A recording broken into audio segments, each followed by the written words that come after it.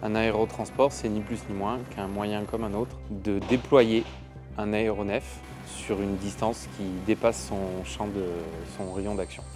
La genèse de cet aérotransport commence avec une expérimentation, c'est-à-dire qu'on devait tester la faisabilité d'embarquement d'un hélicoptère nouvelle génération dans un aéronef civil qui n'était absolument pas utilisé de manière habituelle. Que l'aérotransport ne se faisait pas sur la base de Hyères, dû à la taille de l'aéronef utilisé, mais sur la base de Istres. Donc il a fallu préparer l'hélicoptère, préparer le fret et expédier tout ça à Istres pour que ça puisse partir correctement et en toute sécurité dans l'aéronef. L'avantage, c'est qu'avec ces aéronefs partent aussi les équipages et qu'en même pas 24-48 heures, l'aéronef peut être déployé à l'autre bout du monde.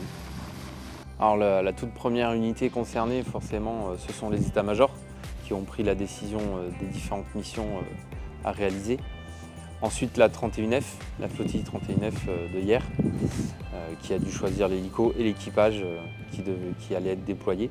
Et ensuite, toute la chaîne logistique, de l'emballeur du transit du service logistique de la base de Hyères, jusqu'au quai de chargement au niveau de la base de Istres. Cet aérotransport a permis à mon détachement de se déployer durant plus de 4 mois à bord d'une frégate française avec un hélicoptère plein de potentiel, sans réserve opérationnelle, afin de répondre à toutes les sollicitations des missions d'entraînement et opérations en mer Rouge.